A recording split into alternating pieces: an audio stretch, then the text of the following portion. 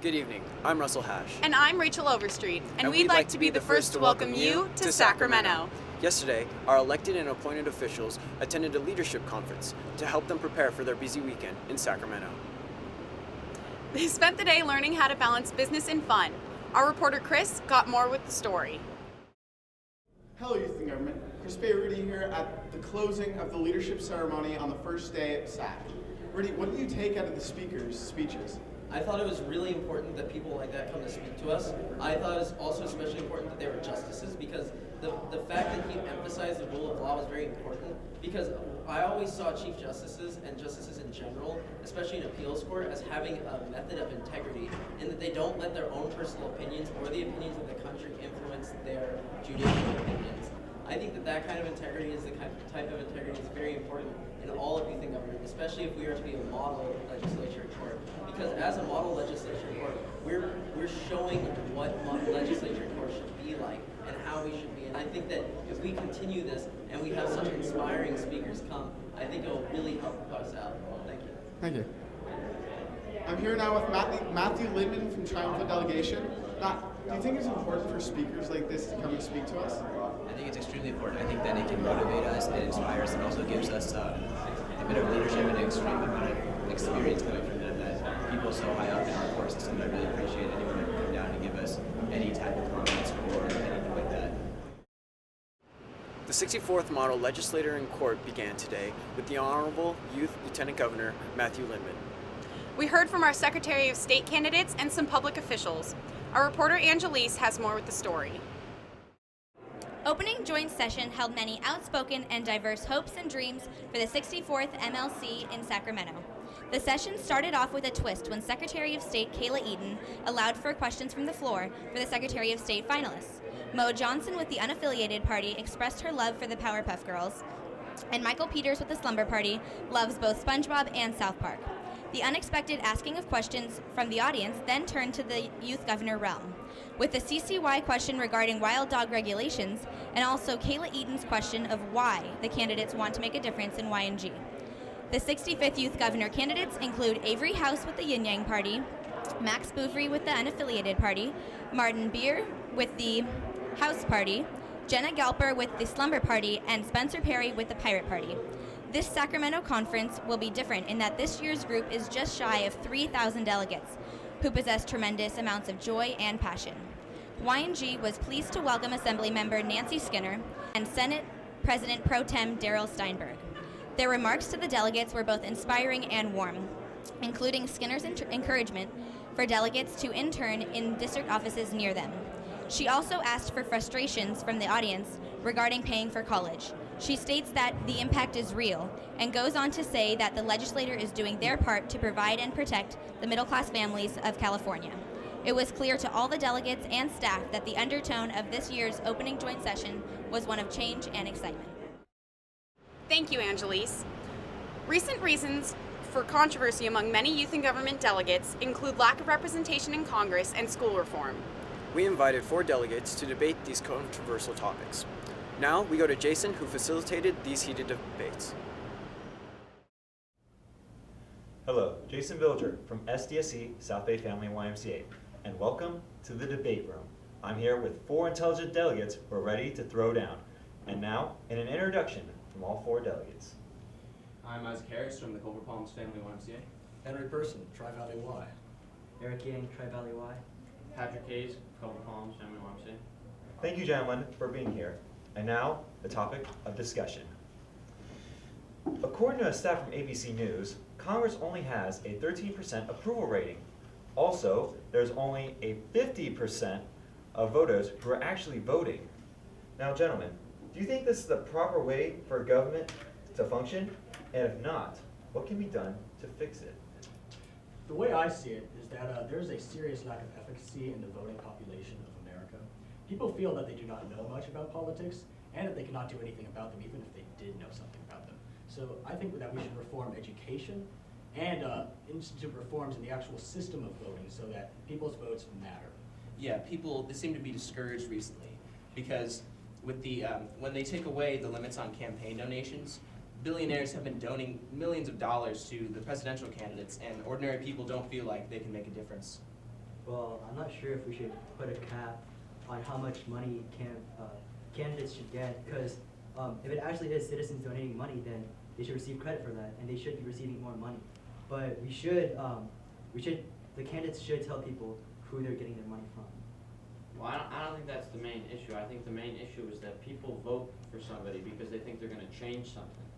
And we really don't have any candidates that distinguish themselves from what's already going on. People want to vote for something because they don't like the way it is, and they think that somebody else is going to make it better. So if the approval rating is low, I think that would actually help the voting percentage, because if somebody doesn't like it, they're more likely to go out and vote to change it, rather than if something's really good and they don't think it's going to change, why would I vote? Because it doesn't mean anything. Yeah, the actual members of the federal government oftentimes do not represent the interests of the American people, and I think the American people see that too. For example, a representative only has to live 1 year in their respective district before they can run for that district. Can they really learn that much about the community and the issues that that community faces in that time? Absolutely not. They should have to have either grown up in that area, or lived there for 5 years. They need to know about that area and the issues that face it, so they can actually represent the interests of those people.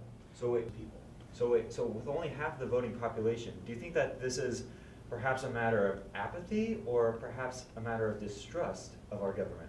Well, I think that it has to do with the fact that people don't think they can make a difference. You know, with more than 300 million people in the country, voting almost seems like one speck can't do much of a difference.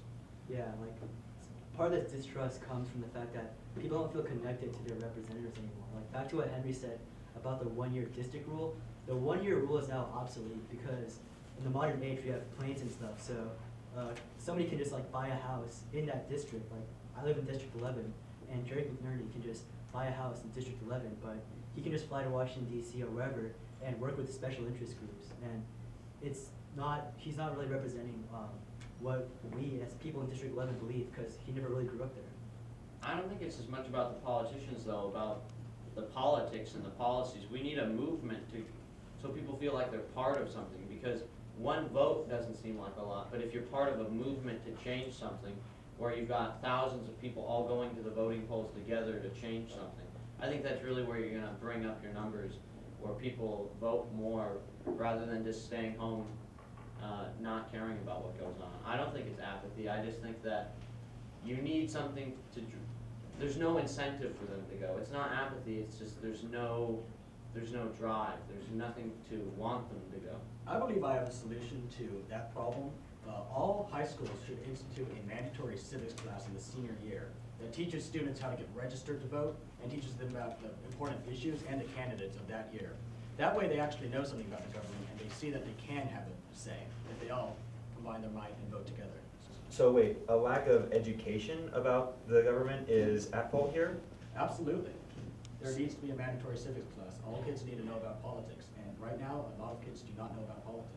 All right, so I think we all agree that this is a huge problem for us and it needs to be fixed. What is the plan of action? Well, I do like that idea of instituting educational reforms, but at the same time, it's not necessarily the problem with the voters. As Patrick had said, that we need a good candidate who supports a good movement that will rally support, instead of relying on individual voters to get out of their houses and go vote. Yeah, well, and another issue that we need to focus on the next generation. Like, people keep thinking of issues on how do we get current voters to do that. Well, it's really hard now, but we need to focus on the future. So I agree with Henry's plan on creating a mandatory civics course. Like, I know my high school doesn't have a very thorough civics course that teaches us how to become an active democratic citizen. Although I'm not really sure you can teach somebody to be an active democratic citizen. I think that's something that somebody sees something in their community that they really don't like, and they're driven to be an active citizen. It's not something that you teach somebody to do or tell somebody to be something. It's something that's got to come from grassroots, that somebody really wants to change something. It's not like you can say, I'm going to teach you how to want to change somebody. You can't teach somebody that. You've got to be, it's got to come from the people. It's got to come from a movement. I would disagree with you there. In freshman year of high school, I was not very interested in politics until I had my teacher, Mr. Dahlorf. And You know, he really got me interested in politics. I started reading newspapers, I started paying attention to the news, and that's the difference a great teacher can make. He can get people involved in this. And I believe that we should repeal tenure so that we actually have the better teachers out there teaching these kids. But don't you think that the majority of students, they would just be, trying to get the A in the class and wouldn't be inspired by a particular issue that they believe is important? I hate to cut you guys off because it is actually good back and forth debate, but it's obvious that you guys all have plans. It's obvious that you guys all have ideas and great ideas, but the current issue is the one at hand. In 1 minute or less, give me a reason, give me a way. What needs to be done about this right now? I say place limits on campaign donations so that certain people can't donate huge amounts of money and make other voters feel like they don't make a difference.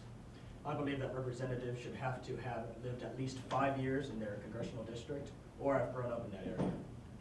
I believe that congressman candidates need to tell people where they get their money from, and also that students or high schools need to create a more engaging civics course.